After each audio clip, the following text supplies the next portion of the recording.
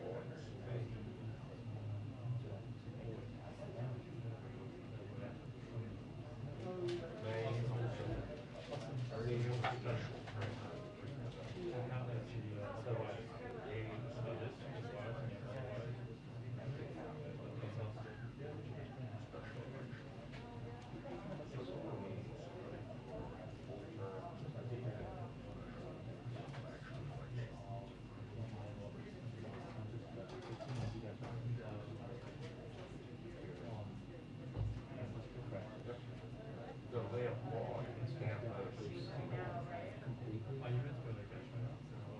Because I went to Germany and they were gonna give, they were supposed to give me today, yesterday, today, kind of on the Yeah. Oh, yeah, because you were in Germany, right?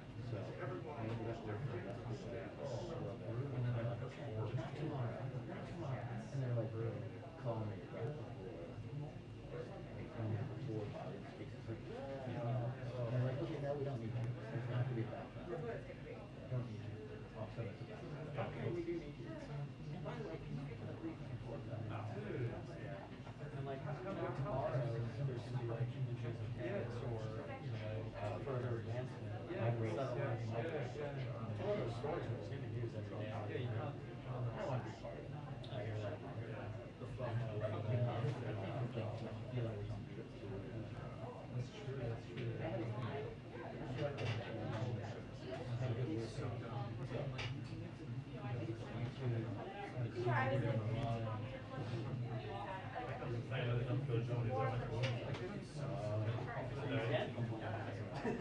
I went there and came back. were you part of that? Yeah, the fiasco. And you really would think like the only thing you could say at Winton is it's never going to be stressful. It was actually unexpectedly really stressful. It was like we were together by 4. And like for like whole time, I'm like 4.5 hours. Like I just took up train time. Oh, I was going to drive. But my wife had gone to Philadelphia for a day with our daughter for a visit, not with a car, in a bus. She took the car key with her. So I thought I was going to drive, you know, I thought that was pretty cool. Get in the car and drive. Okay, no car. So I got the train side, there's a train. We'll get there. I get an Uber to Union. I don't know why, but this has never happened before. You get like 4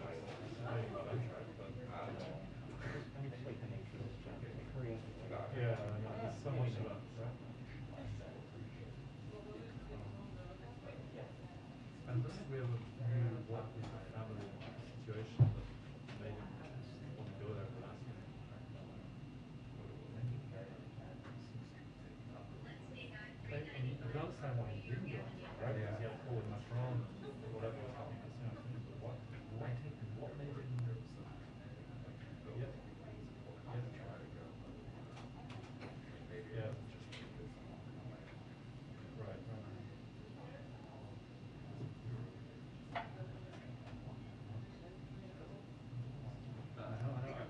Yeah, I tried to ask him, didn't I? He lied to me. I said something like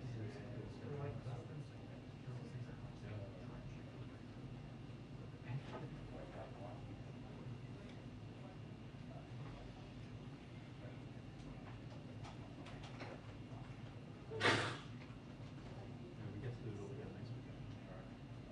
Yeah, the same pool. oh really? From us. Yeah, they're gonna go with it.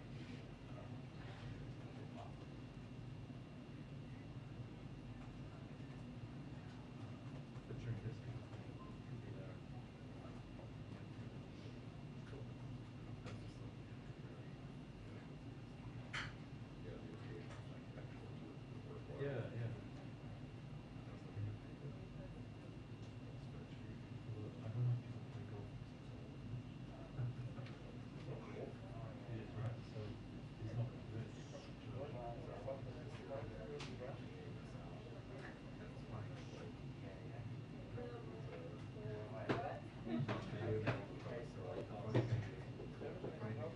We are 3 seconds away both locations.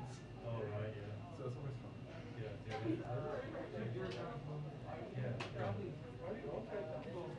Were you there last weekend? Maybe kind of there. No, Sean told me. Oh, that's right, He Sean. was about to go. Oh, okay. I think I'm gonna. What? Okay, that's good.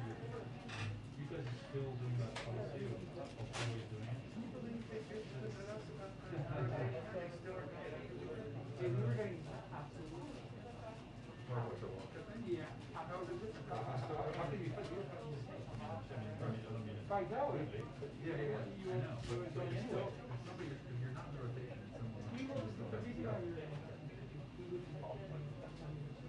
Oh, so then you wouldn't get the, you wouldn't get the good trips, yeah. You're saying the rotation. Yes. Yeah, okay. So you were using up, you're actually using up your. Yeah. Yeah, that did suck, yeah, that's. No, you won. No, they make you up because they. But then with the car got, sorry, the car got, where's Tim? Like, take off.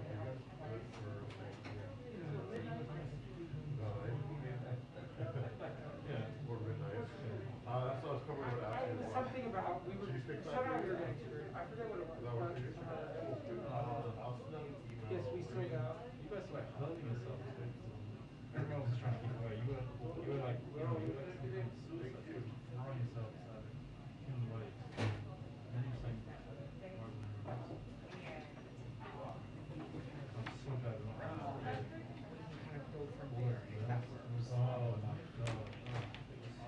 Yeah. I did a great job committing ourselves to the rotation, only for half of our team to leave.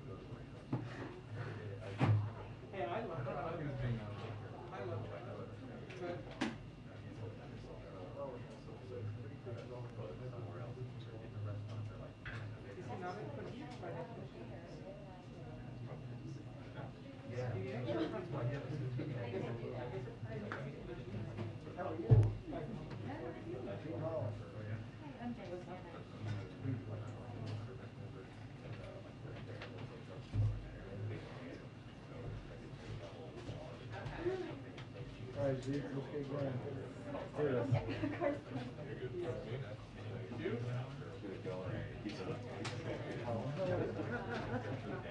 Doing great.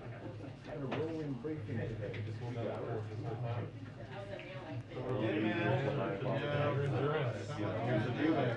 Legendary.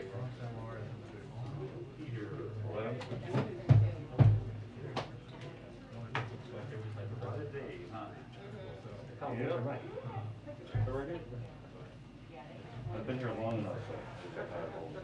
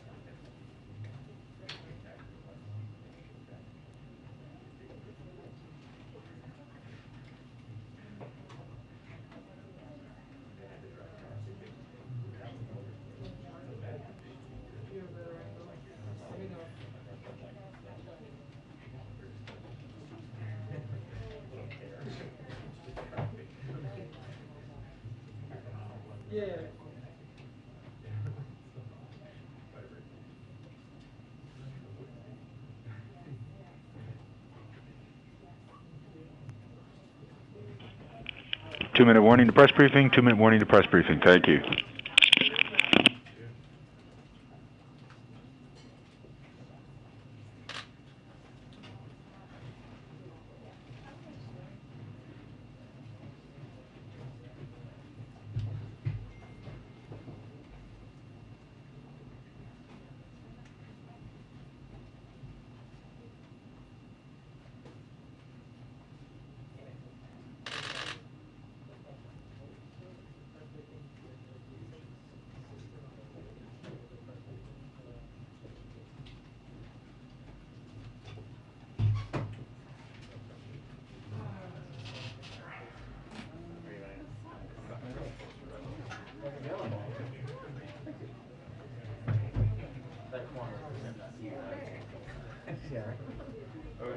I was not sassy in my 22 briefing. What? Yeah, especially when you're on the air at 6:30. Yeah. I did. What's my name? 6? 5:45. Let's see. 5:45? Maybe. Like killing that one, yeah. Did they? That was cut out? Yeah. Bounce? Ask a question and like bounce? Like 90-minute long session. Oh, yeah. If you cut out, would you go this way or like this way? So I wouldn't have to go like Should we all like make it Let's do it this way? How is if I just ducked down? I'm just saying. I got to like 5:15. Yeah. Kind of like a dinner plan. Yeah. Reports to file. Yeah. Well, you know, Congress, Yeah. I don't know. Maybe not.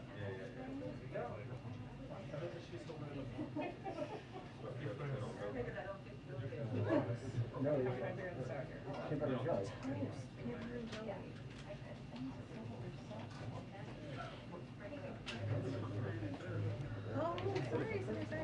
everyone.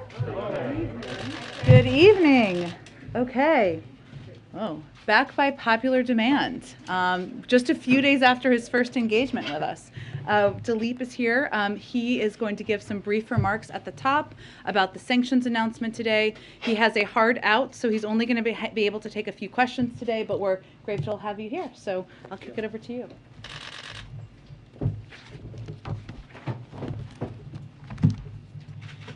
Russia's long previewed invasion of Ukraine has begun, and so too has our response.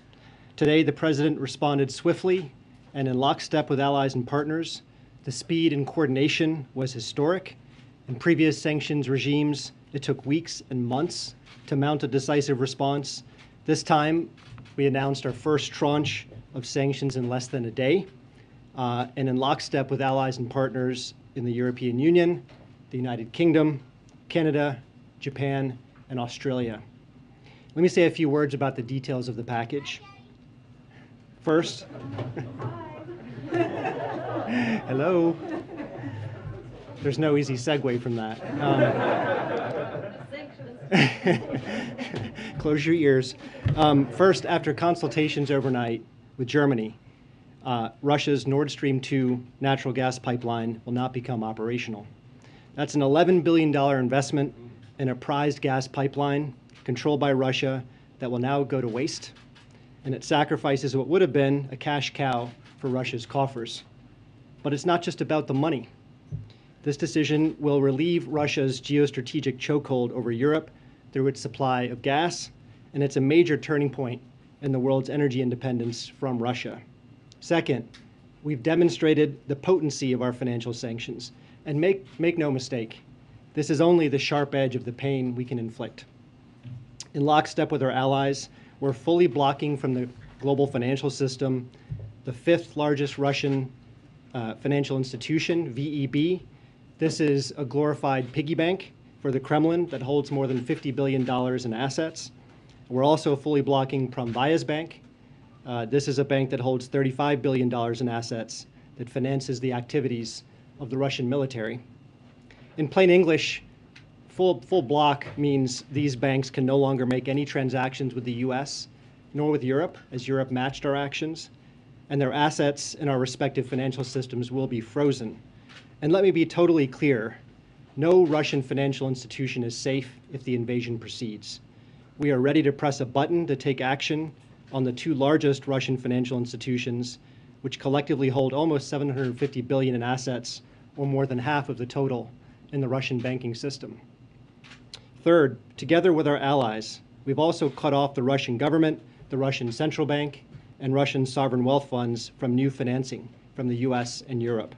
The Kremlin can no longer raise money from the US or Europe, and its new debt can no longer trade on US or European financial markets. Fourth, we've fully sanctioned a group of Russian elites and their family members. These individuals share in the corrupt gains of the Kremlin, and they will now share in the pain. Other Russian elites and their family members are now on notice that additional actions could be taken on them as well. I also want to take a minute to address a key part of the President's speech on energy markets. We were deliberate to direct the pain of our sanctions towards the Russian economy, not ours.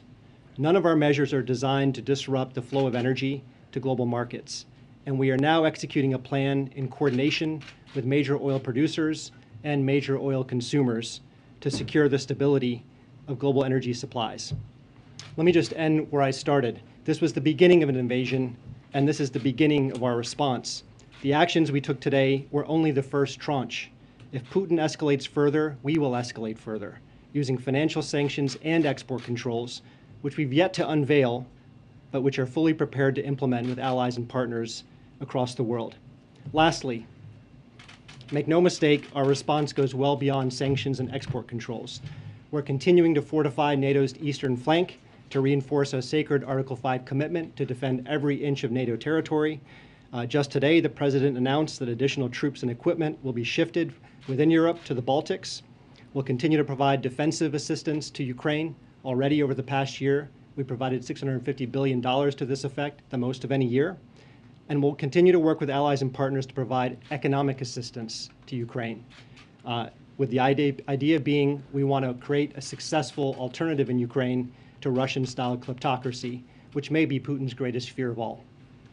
Josh? Thank you. Hi, thank you. Can you speak a little bit more about the energy component?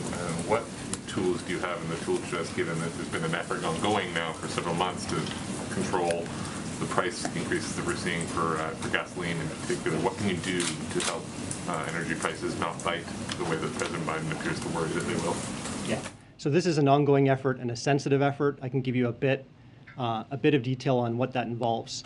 Number one, it involves coordinating our actions with major energy producers. We all have reserves at our disposal, and those reserves could help support the supply of energy worldwide. Number two, we're working closely with major energy producers. Several of them have the spare capacity to provide supply to global energy markets and to balance the market in the event of any supply disruption. Number three, we can work with energy companies to surge their capacity to supply energy to the market, particularly as prices rise. And number four, we can be very clear that if President Putin weaponizes energy supply, it will be met with massive consequences, and it will only accelerate the diversification of Europe and the world away from Russian energy. Can you speak quickly to the decision to what seems to be delinking the sanctions? Initially, the president was signaling if there is an invasion or a further invasion, that the sanctions would come full stop, one swoop. Now we're seeing sort of more of a tit-for-tat approach. You're warning here today that President Putin goes further, so will the sanctions. Can you walk us through that process at all? It seems like the U.S. is now breaking its sanctions package into chunks, whereas the expectation had been that it would come all at once. Yeah, well, look, today's package is a severe action. I walked through the elements of it with Nord Stream, the financial sanctions, sovereign debt, and the elites. Number two, it's just the beginning. This was the beginning of an invasion. This is just the beginning of our response. But number three, and this really gets to your question, I think, most fundamentally, no one should think that it's our goal to max out on sanctions. Sanctions are not an end to themselves. They serve a higher purpose, and that purpose is to deter and prevent. They're meant to prevent and deter a large-scale invasion of Ukraine that could involve the seizure of major cities, including Kyiv.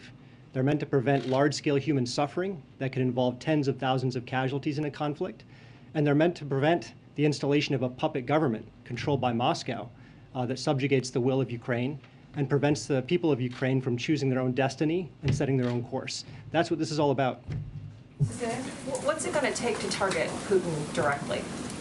I'm not going to telegraph exactly what it would take and under what circumstances that would occur, but no option is off the table, as the president said. But the EU president said today this is the most dangerous moment in European security in a generation. So if not today, when? What? Look, as I say, we mounted a very significant response today. We can escalate that response further. There are a number of actions we can take using financial sanctions, export controls, fortifying our eastern flank, helping Ukraine defend itself, helping each other deal with the costs and consequences of Russia's invasion, and most importantly, having a shared confidence among allies in our way of life, our economic model, our political model. If Russia wants to sequester itself from Western technology, the Western economy, and from Western financial markets, that is a bad strategic choice for Russia. But we're going to step up in solidarity to advance our values and principles. Thanks. You mentioned that sanctions are meant to deter and prevent, but the fact of the matter is the sanctions you're announcing today and announced last night did not deter or prevent Russia's actions yesterday and over the weekend. What gives you any confidence that the remaining sanctions that haven't been imposed yet can deter or prevent a further Russian invasion and aggression in Ukraine? Well, look, it's day one, and President Putin has choices to make. We have choices to make. Our job is to manage risks and to impose consequences for a further escalation of this conflict by President Putin. We can do that through financial sanctions. We can do that through export controls. We can do that through fortifying NATO's eastern flank. We can do that through providing defensive assistance to Ukraine. We can do that by being prepared for any energy market impact that occurs from Russia's choices. Those are the choices that are within our disposal. And let me just take a step back and talk about sanctions. You know, we have principles that matter in terms of how we design a sanctions package. They need to be powerful enough to demonstrate our resolve and the capacity to impose overwhelming costs. They should be calibrated such that we can maximize coordination with our allies and partners. They should maintain flexibility so we can escalate or de-escalate depending on what Putin does. They should be responsible so that we avoid unwanted spillovers to the US and global economy. And they need to be sustainable. They work over time, not on day one. We just have to do the last one. Okay. Can you tell us why Putin himself was not sanctioned? I mean, think I know you tried to explain it because what you are doing is like... You got a question last week, so we're just trying to diversify it a little bit. I just want him to clarify. Simon, can you let Weijia ask a question? Thank you. Go ahead, Weijia. Thank you. I know that you just talked about all the actions that you're taking to counter any oil shortages that might drive up gas prices. But today, the president himself was very blunt about how they could impact Americans. So can you just give us a sense of when Americans might feel a difference when they fill up their gas tanks? And then secondly, to follow up on what Zeke was just asking, both you and the president said today that these sanctions will be in response, will be if Putin escalates, you will escalate. So that sounds like they are going to be in response now and not meant to deter. So do you still view them as being a deterrence, or are they just a punishment at this point? Yeah, so the first question on energy markets and the impact of our actions and when they'll take effect in markets. Look, again, I don't want to go into specifics, but there are actions that energy consumers can take with their strategic reserves. There are actions that energy producers can take in terms of their spare capacity. There are actions that energy producers can undertake to increase their production of energy in the current circumstance. And I'm not going to give you a timeline, but the collective power of those actions and all the other tools and authorities that are at our disposal, plus diplomatic maneuvers that are at our disposal, collectively, we think will be effective in bringing down the price of gas and the price of oil. He will come back, I promise, and I promised he would not be too late for his meeting. So thank you so much for joining us. Okay. I apologize to those of you who did not get questions from Dilip. We will have him back, and we will make him available in other capacities as well to all of you. I have one very unrelated but still very important item for you at the top, and then we'll get back to our discussion. Today in Arizona, Interior Secretary Deb Haaland announced the Interior Department's plan to fulfill settlements of Indian water rights claims using historic funding from President Biden's bipartisan infrastructure law.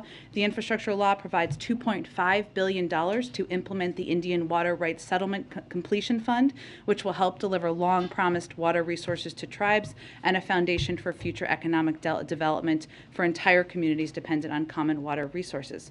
Following feedback from the tribal consultations, the department will allocate $1.7 billion this year alone from the infrastructure law to enacted settlements that have outstanding federal payments necessary to complete their terms.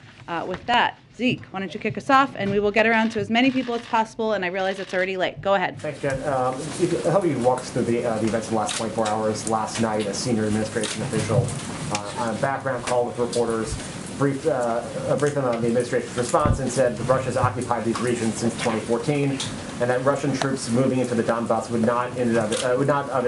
not itself be a new step, and didn't use the word invasion. This morning, the Deputy National Security Advisor said invasion. The President is using invasion. What changed in the last 24 hours? What did you see on the ground that changed the U.S. government's assessment of what is actually happening in Ukraine?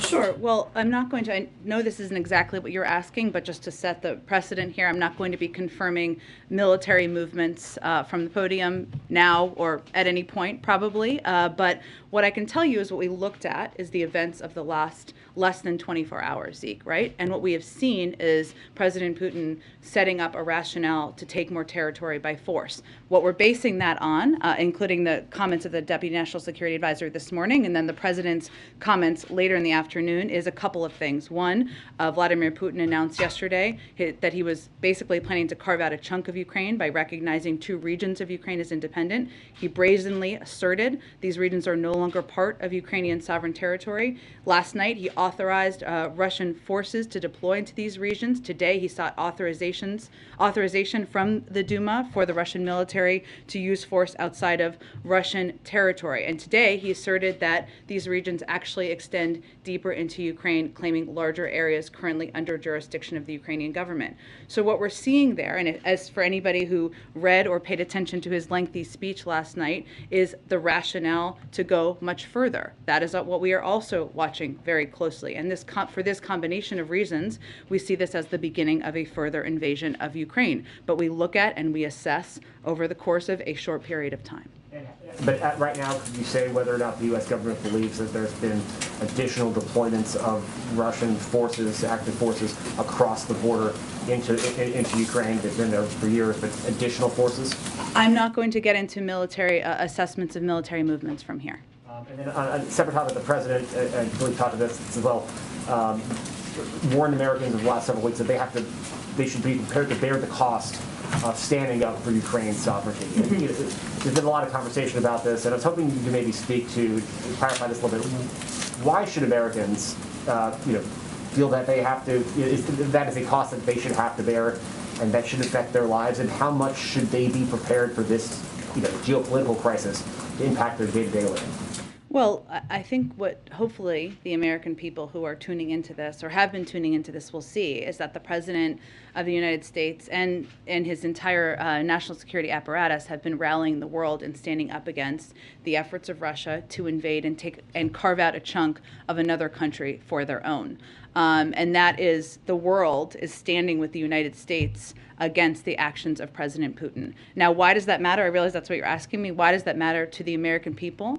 That should matter because that is a fundamental value that we as a country stand up for, and we stand up against that type of action. That goes back to World War II, and we have repeatedly throughout history been leaders in the world in rallying support for any efforts to seize territory from another country. When the president spoke to the American people last week, it was very important to him to be very direct and clear and straightforward with them about what this could mean as we looked to what the impact of an invasion could mean and also what the impact of sanctions could mean. And the fact that standing up for values is not without cost, including in this case, including potentially in this scenario. Now, as Dilip just conveyed, what the president has said to his national security team is he wants to leave no stone unturned. He wants them to take every step possible to tap into the resources of global suppliers, to present to him any option that will reduce the impact on the American people. And even as he's looking at sanctions, he is taking that into account.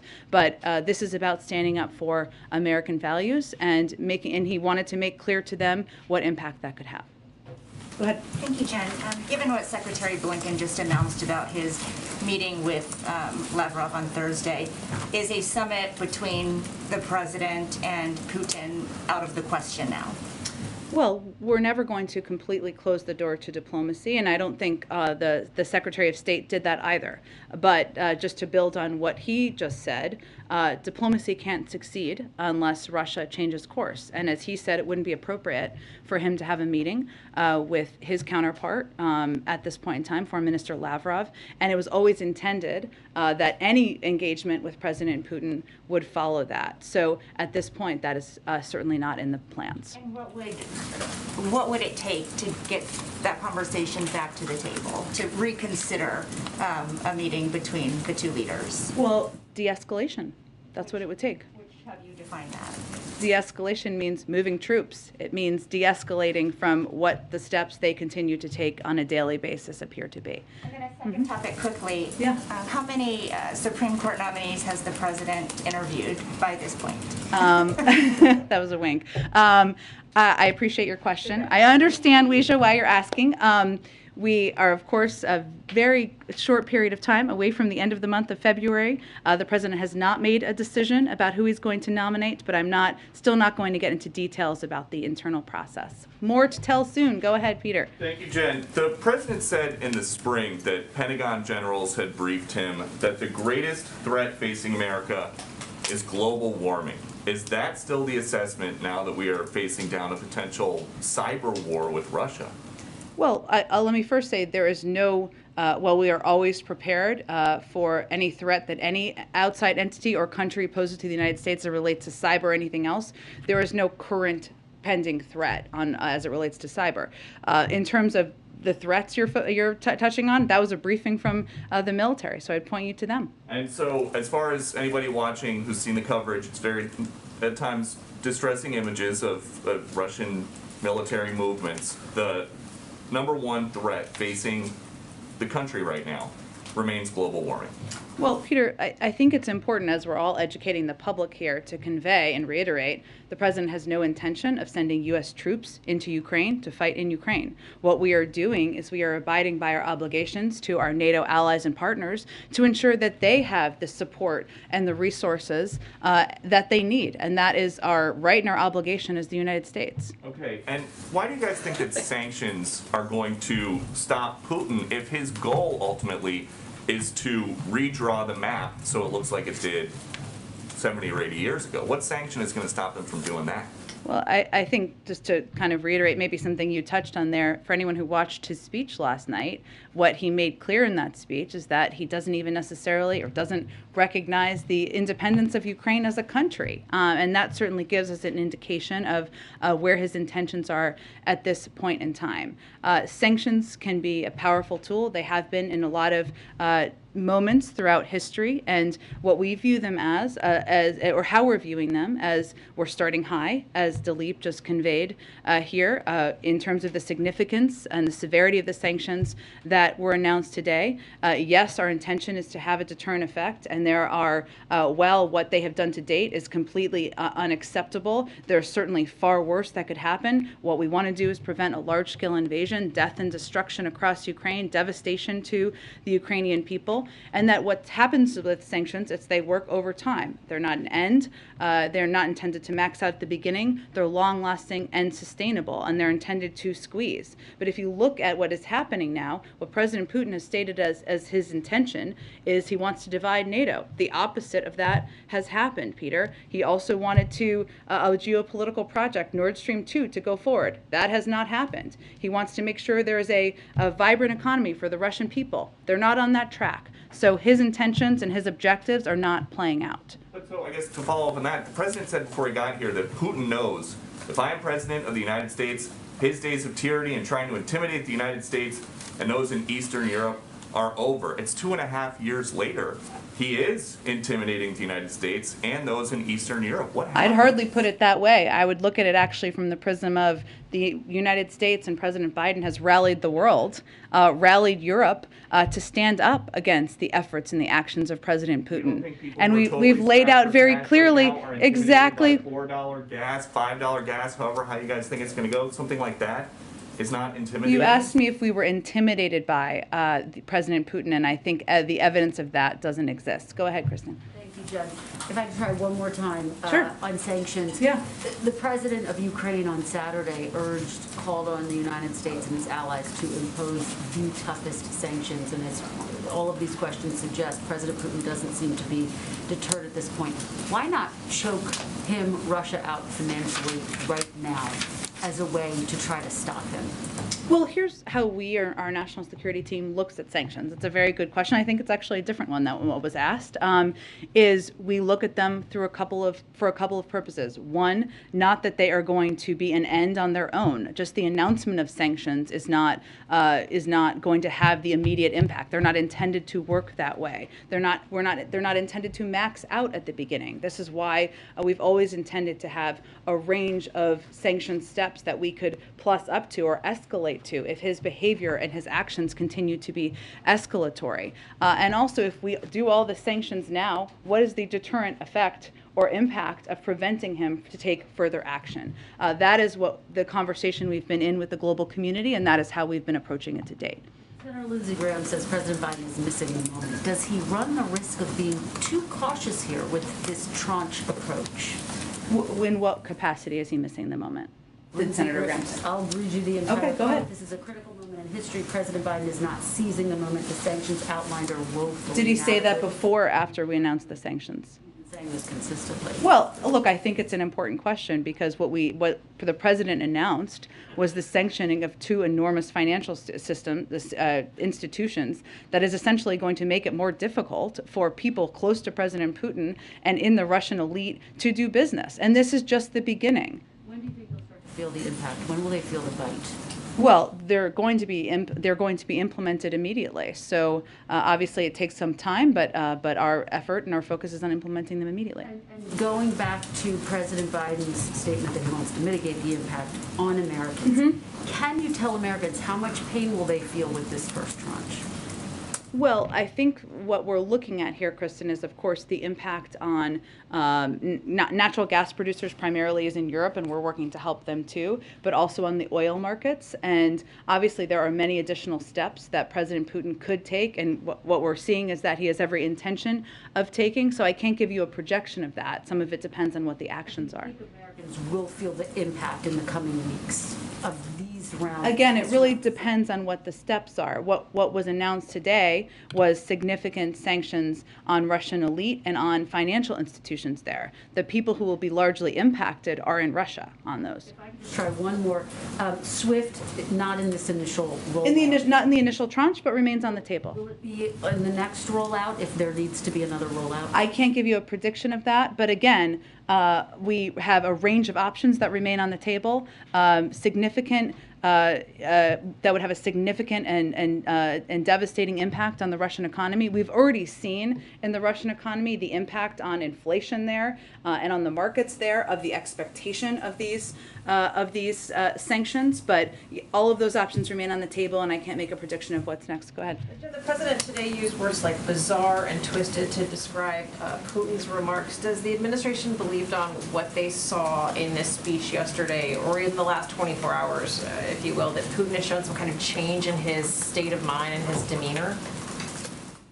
I wouldn't say we'd characterize it that way, Cecilia. I mean, if you, for those of you who read or watched his speech last night, which was rife with historical inaccuracy, of course, he made clear that he does not view Ukraine, not just the areas he recognized yesterday, but the totality of Ukraine as an independent country. And he conveyed that by providing a lot of revisionist history details that are not aligned with what has happened over the last few decades. Now, we've seen some of that rhetoric if you look back to 2008 and even before then, but it is indicative of of his own belief that he has the right that Russia, and he has the right to take the territory, to claim territory from another country, and we just don't agree with that, obviously. If sanctions don't work, then what? What else is in the tool belt at the president's disposal at this point? Well, sanctions can take a number of formats, right? Export controls is certainly one of them. There's many more sanctions that we have at our disposal. The SWIFT system is obviously significant, not in the first tranche, but there's a range of options that remain on the table for sanctions. And again, as Dilip conveyed, but I think this is an important component to know, is that they're not intended to have an impact on the first, the harshest impact on the first day. They're planned, or they're designed to have a squeezing impact over the course of time, and we have many more escalatory steps that we could take. Go ahead. Do you have specific agreements with countries, exporters, to ensure Europe has a steady supply of gas, or is that still a work in progress? I certainly understand your question. As Dilip said, it's a very sensitive time in the process right now, but what we're doing right now is talking both to major natural gas producers to understand their capacity and willingness to surge natural gas output, which of course is a regional issue that would have an impact in Europe, and also talking, as he said, to a range of producers to help assess or help reduce the market impact and the impact on the American public. But I just can't outline any more details on it from here. The impact that you're on the American public, you mean specifically Americans should expect higher gasoline prices. Yeah, energy prices, exactly. That's what we want the American public to be aware is a possibility. Announcing more oligarchs tomorrow, is that the plan? I don't have anything to preview for you at this point in time, but I can certainly check if there's another tranche coming tomorrow. Absolutely, go ahead. And given that the president stressed today that diplomacy is still available, but now the Blinken-Lavrov meeting is off, you just said this future, summit between the president and Putin is not in the plans anymore. Can you help paint a picture of what exactly diplomacy looks like in terms of dealing with Russia? Well, first, the door to diplomacy still remains open, and it just, as I think our Secretary of State conveyed, it isn't the appropriate time as Russia is taking escalatory steps and preparing to invade for him to meet with the foreign minister. And it had always been the intention that any engagement with President Putin would be discussed there and potentially follow there, but there were never any specific plans or timeline really in the works for that. So it was really going to be discussed at that meeting. What diplomacy looks like, one, we're going to continue to engage with our European partners, of course, and we will continue to remain open to having diplomatic conversations once, if and when they de-escalate. Diplomatic conversations, so certainly between President Biden and President Putin. Well, of course, that remains an option. And as we said, I think over the course of the last few days, he's always going to be open to having leader-to-leader conversations. But this isn't the time to do it when, and we said this at the time as well, when President Putin is overseeing the invasion of a sovereign country. And just quickly, what is the U.S. assessment right now of Russian invasion into Kyiv? Is that considered an immediate danger right now? It is considered. I'm not going to give you a timeline, but it's considered a real possibility. Yes. Go ahead. Thanks. For weeks, Jake Sullivan and other top officials have said that the administration, the White House, has learned the lessons of 2014, and you will in sanctions, you will start high and stay high rather than gradually escalate. As you talk about the chunks in different tranches, it seems you're doing the opposite. Why is that the approach that you're taking? Not true, actually. We actually didn't sanction these type of financial institutions back in 2014, and it took several weeks to sanction these type of institutions. But more in terms of the theory of the case, that instead of doing it in pieces where you start and then continue to add on, the lessons that Jake and others have signaled was that you start high and stay high instead of doing it more piecemeal. Well, that's exactly what we're doing. So the announcement that was made today about these financial institutions is more significant than what was done in 2014. And we would only build further from here. So that is starting high and staying high. Go ahead. What Russian actions would trigger the fullest extent of U.S. sanctions? I'm just not going to detail what exact reaction will be to each action. Obviously, we have a range of options at our disposal. They're all remain on the table, and our preference is, of course, de-escalation, not instituting more sanctions. Is the administration confident that sanctions and export controls can or will be enough to deter Putin? And can you go into any more detail about what those export controls might look like? I can't go into more specifics, just a range of options are on the table, and obviously export control actions would have a significant additional impact on the economy there. In terms of, tell me your first part of your question again? Yeah, just is the administration confident that sanctions and export controls can deter Putin? Are they enough? Part of what sanctions are is they're intended to be a deterrent, but they are also intended to have a squeezing significant impact on the economy that is felt over a sustainable period of time that makes it more difficult to continue those behaviors and those actions. They're not intended or designed to be an end when they're initially announced. So those are the range of options we have at our disposal, and there will continue to be a growing impact. Go ahead. Thanks. The president said last week that he was hoping to maybe work with Congress on some sort of proposal to address energy prices. Is that still on the table, or is this focus now on sort of diplomacy with producers and consumers? All is on the table. And what might that look like? Discussions with Congress? Yeah, would it be in the form of legislation to lower prices? I mean, what kind of policies is that? Is an option, but I don't have anything to detail for you at this point in time. Another subject, the U.S. and several countries are close to reaching a nuclear deal with Iran. What's the likelihood of an agreement, this week in your view? And would the U.S. agree to a deal that does not include the release of U.S. and British prisoners held by Iran? Well, let me start with your second question, because this is a really important one. But the discussions on unjustly detained and innocent Americans remain separate from the JCPOA talks. As Special Envoy Malley has reiterated, it's very hard for us to imagine getting back into the nuclear deal or agreeing to kind of a new iteration of the deal, to the point of your question, while 4 innocent Americans and others are being held hostage by Iran. It's really a matter of urgency to bring the detainees home. We want it to be resolved immediately, but it is happening through a separate channel, those conversations. In terms of the status of the JCPOA talks, we have made substantial progress, or substantial progress has been made over the last week or so, and is continuing to be made. Nothing is agreed until everything is agreed, and so until then, I'm not going to give you a rosy assessment, but it is, of course, good that substantial progress has been made. If Iran shows seriousness, we believe we can and should reach an understanding on mutual return to full implementation of the JCPOA. And just real quick, is the president concerned at all about the convoy of truckers that's making its way to Washington, and has he taken any sort of steps to protect them? Yes, we've actually been monitoring this closely. The Department of Homeland Security and the administration are tracking reports of a potential convoy that may be planning to travel to several U.S. cities, including Washington, D.C. We have been working, including from Dr. Liz Sherwood-Randall here, as well as our Homeland Security Department, closely with our federal, state, and local partners to continuously assess the threat environment and keep our communities safe. And our efforts include enhanced intelligence sharing, a critical incident response plan for the U.S. Capitol, a regional security assessment, and a simulation experiment that developed data-driven recommendations to bolster regional security. So we are closely monitoring, closely watching, and working with state and local authorities. Let me go ahead. Great. First, just want to thank everybody. I know it's late who are limiting our questions so that more people can. Yes, sure. Chance, so I appreciate that. And if anybody needs to go for a hit or anything, nobody will take it personally. I know some people have. Go ahead.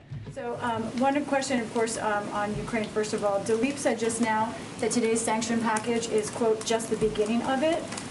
Does that mean if nothing changes, you expect more sanctions, or what does that mean, just the beginning of it? It means we have a range of additional options that we have the ability to take. And if President Putin continues to escalate, so will we. And then on looking to the State of the Union, when was the last time President Biden spoke to a member of Congress about any item in the Build Back Better agenda? He has a range of conversations all the time, but I'm not going to detail the timeline of those for you. Go ahead. Thanks, Jen. When can we expect a more detailed explanation from the White House about how it would plan to bring down energy prices?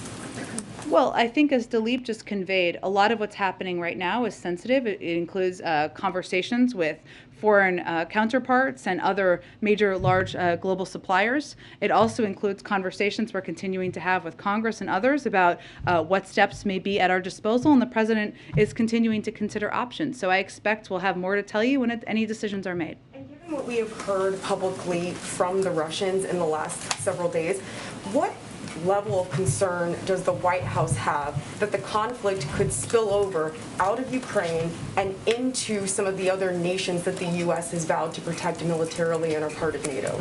Well, without making any prediction of that, what I can tell you is that one of the steps we've taken, including an announcement that the Department of Defense made today about plussing up of an additional 800 personnel to the Baltic region from Italy, is that we take our commitments to our NATO allies and partners seriously, and we are going to continue to take steps to plus up their support and ensure that they know that they have the backing of the United States. But I'm not going to make any other predictions of that. Go ahead. Thanks a lot. The NSC's Brett McGurk. That was a little scary. Go ahead. NSC's Brett McGurk and State Department's Amos Hochstein. I hope I didn't butcher that too much. But it's okay. Yes. I just wanted to ask, what concrete assurances were they able to secure on managing potential market pressures from Saudi Arabia? I certainly understand the question. We did confirm that they went on a trip and they discussed a range of issues, including Yemen, but also including steps we can all take to coordinate and reduce the impact on the global market on oil, but I can't detail anything further from here. If one of the objectives is not to disrupt global energy flows, and energy prices are high and rising, how can Russia's bottom line really be hurt if you don't disrupt global energy flows? Well, I think Russia's bottom line can be hurt in a lot of ways, including the range of sanctions we've already announced today and additional sets of sanctions that we have at our disposal should they choose, whether it's sanctioning additional individuals or taking more significant steps that would impact their financial market. So there's no question we have a range of tools that could continue to have crippling impacts on the Russian economy. So much of their revenue comes from oil and energy. I understand what you're saying, but we also have a range of tools that could impact a range of their have huge financial market impacts. And the president is also looking at, and we're all assessing, what steps we can take that will have a crippling impact on them while reducing the impact on the American public. Go ahead. Thanks, Jen. I'm just trying to get a better idea of what the administration deems to be an escalation on the part of Russia, and what would prompt an additional tranche of sanctions. Would it only be the expansion of Russian forces to non-occupied republics or areas of Ukraine, or would it be the continued deployment of forces to the two separatist regions that were detailed yesterday? Well, I think as we've seen, as you've seen hopefully, as Russia has taken any escalatory steps, we have taken escalatory steps on our end in the form of sanctions. And so I'm not going to outline for you if this, then, but I think if for those of you, again, who watched the speech last night, the President Putin attacked Ukraine's right to exist. He has explicitly threatened war unless his extreme demands were met. He gave an entire speech selling a war to the Russian people. Our expectation, and we hope we are wrong, is that he will continue to take escalatory actions and further invade the country, and we will take additional steps in response. Is the administration preparing any sort of measures for Ukrainians already in the United States, such as TPS or any other sort of immigration protections for those who might not want to go back? Sure, I don't, obviously those decisions or assessments are made by the Department of Homeland Security. I can't make a prediction of that at this point in time. Obviously what we are doing on the ground is trying to provide a range of economic, humanitarian, and security assistance to the Ukrainian government. I understand you're asking about people who are here, and obviously we are preparing for the potential for major humanitarian outflows that could go into Europe and have a range of needs. And so that is also something we are closely tracking. We are also poised to increase our support to the people of Ukraine should additional humanitarian needs arise. Our response would be based on assessment of the needs, our partners' emergency appeals, in coordination with our European allies and partners. But we are assessing the humanitarian situation on the ground very closely, and we're going to continue to engage with allies and partners about any humanitarian needs that escalate and refugee outflows if they are to continue to occur. Given we're getting close to the deadline, are SCOTUS interviews done at this point? I know it's all in process, and I know, but are they done at this point? The long national process will soon be over, so that's the good news. I'm not going to detail the status, but I can tell you that the president has not made a decision yet, but we remain on track for him to make a decision and make an announcement before the end of the month. Go ahead. Thanks, Jen. I know you said you didn't like military questions too much, but... No, I love military questions. I'm just not going to outline military movements from here. Okay, fine. Because one kind of salient aspect of this whole thing has been actually the openness of the US in giving military details about what the Russians are up to. So I'm wondering if you can go a little further with that. It seems important that people don't really understand, like, these, the so-called peacekeepers, like, how many are there? Are they in Donbass now? Is it a handful of people? Is it a few guys with, like, jeeps? Or is it tons of tanks, missiles? But I don't think Americans really have a good idea of what it is, what this invasion actually consists of. Sure, and I appreciate... And another question would be, there's obviously no US trainers in Ukraine anymore. But will this military training relationship continue in a third country? Sure. On the second, I would point you to the Department of Defense, who's best equipped to answer that question. On the first, it's a really important one. I think it's important for the American public who may be just tuning in to know that there has been a Russian military presence in Ukraine since back to 2014, which they never admitted, they never acknowledged. In some ways, they've only recently acknowledged. Back in 2014 and in the years after, we called them the Little Green Men because they were not in Russian military uniform. Now we know that they are all over eastern Ukraine, and they are, while not in uniform, they are behaving just like Russian military would be behaving. So that is something I can't give you a number or specifics from here because I can't get into intelligence, but it is important for the American people to know that regardless of whether they're in uniform or not, they've been there since 2014. They are representing the Russian government. They are separatists who are, we probably should stop calling them peacekeepers because they are certainly not that, who are helping to lay the predicate for war, and that is what the purpose of a lot of them is there for. Did anything change in the last 24 hours? I think that's really the question. Yes, I'm not gonna be able to give you any additional assessment of that at this point in time from here.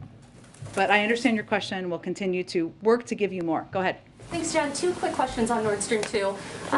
The first is, the deputy director just said that stopping Nord Stream 2 relieved Europe of a geostrategic chokehold that Russia would have had on them. So if Nord Stream 2 going online was such a threat, why in May did the president waive sanctions on the company and the chief executive behind it? And my second question is there a concern that Nord Stream 2, if Russia were to make concessions or retreat in some way, that might open up the door to Nord Stream 2 going back online? Or is it your understanding that it is dead no matter what Russia does?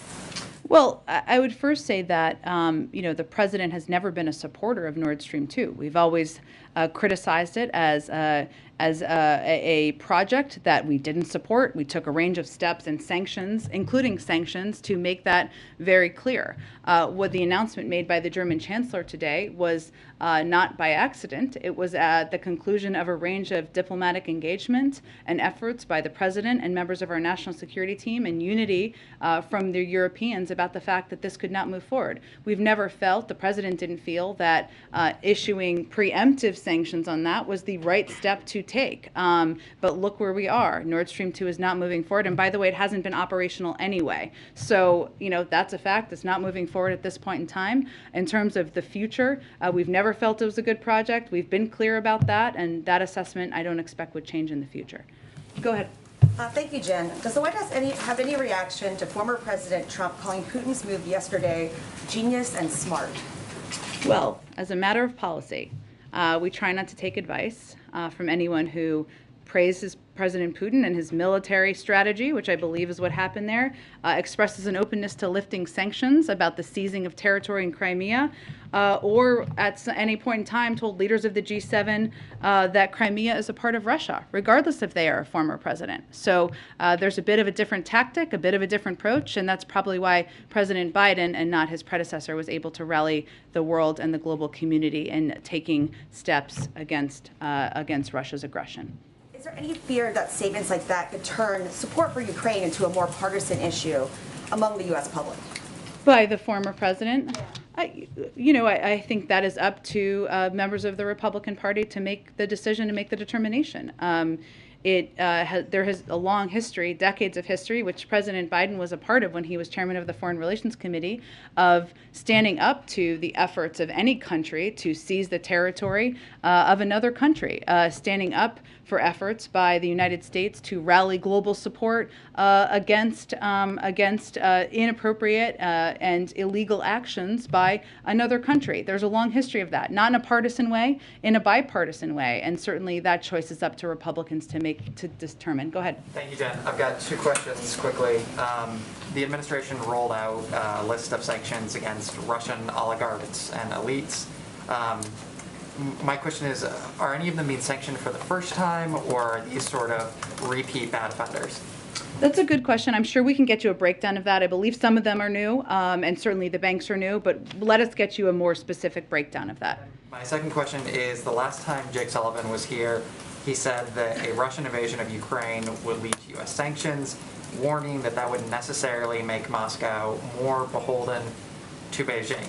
Obviously, both of those foreign powers aren't exactly the most friendly to us. So is the administration taking any steps or issuing any warnings to keep those geopolitical foes from, aligning together and marching in lockstep. Well, long before the events of the last few months, we saw China and Russia moving closer together in some capacity. But right now, as we're looking at the actions of President Putin and as we're preparing for him to further invade Ukraine, to unfortunately put forward death and destruction on the country and the people of Ukraine, it's really a question for China on whether they look at that and think that's acceptable behavior. So I think you saw that our Secretary of State had a conversation with his counterpart in the last 24 or 48 hours, and we will certainly remain and continue to engage. But I think it's about looking at where the global community is in this moment and determining where you want to stand. Okay, go ahead. Thanks, Jen. I wanted to ask about rapid COVID tests. Do you have an update at this point on how many you've shipped and how many you have under contract? I believe we do, but I'm going to have to get that to you after the briefing. Let me get that to you after the briefing because I think we have some updated numbers on that. I think we're going to have to wrap up shortly here. Go ahead in the back. Thank you, Jen. I'm sorry I had to step out. It's okay. For a live shot for a moment, but so if somebody asked this question, I'm sorry. But I would like to clarify what Dalip said at the beginning. He said that Nord Stream 2 will go to waste now.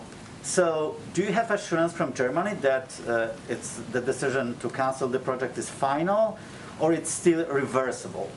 Well, I don't have anything to build on beyond what the strong statements and the strong comments of the Chancellor this morning and the President's own statements about how it would not move forward.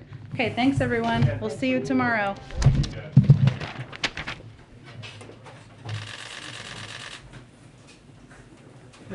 There's a ghost photographer in the walls.